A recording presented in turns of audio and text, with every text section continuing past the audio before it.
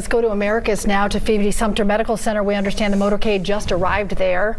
There it is, pulling up, lights flashing, people lining the street there. They've got lawn chairs out, blankets around. And one thing that really strikes us, and we've been talking, Ariana, is when you look at the crowd, you see children and parents and grandparents, many generations, which is so symbolic of a life of service, 100 years plus of service reflected in the crowd and the ages of everyone who's come here today. It is always a time when we have ceremonies like this for grandparents to tell their grandchildren about the remarkable legacy of the former president. It's also a time for newer generations to learn about the work of the former president, to know about his legacy here in Georgia, and really to know about a new man, you know, and be inspired by all the things he's done over his last 100 years. Jeff, I was thinking, as we're seeing all the law enforcement and emergency service personnel, these are not just people on duty in cities or towns like Americus or Plains,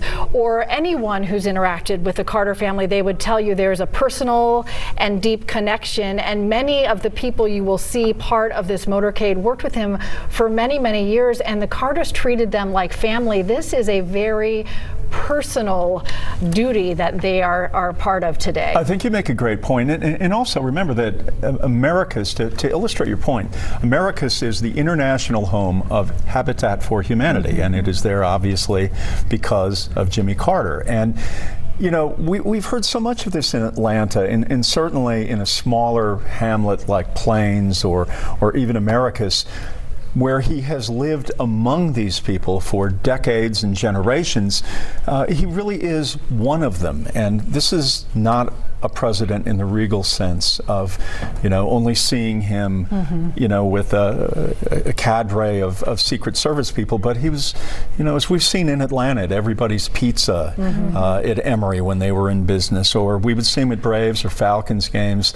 We would see him at Manuel's eating a hot dog in a corner. I mean, this very was close with a former owner there, very close friends. That's exactly right. And this is a man and a family who have lived among these people. We are now taking a look at the hearse pulling in front of the Phoebe Sumter Medical Center.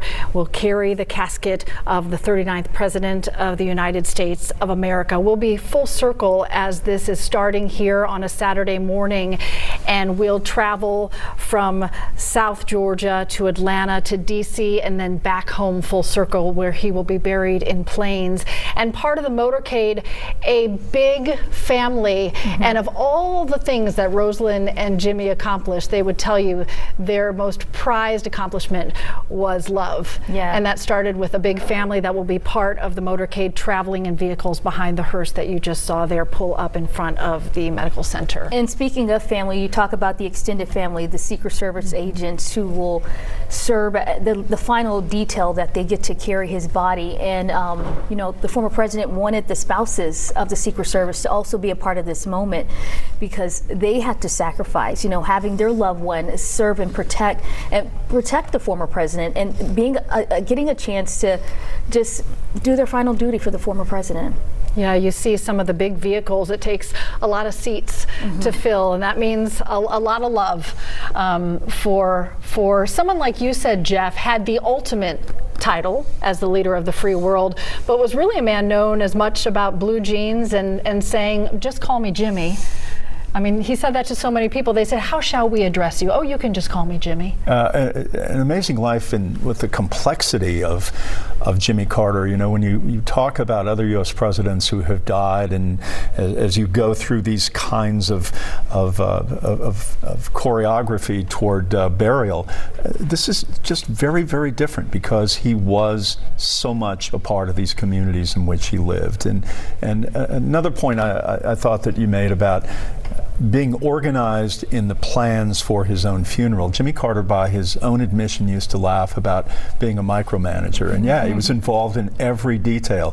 Almost 10 years ago, when it looked as though he might be leaving us then after the diagnosis at Emory. Right, the brain cancer. That's right. He got very involved in his funeral at that point, and was very matter of fact. You would expect nothing less from him, but at that time he was going over every single piece of detail, and that was a decade ago.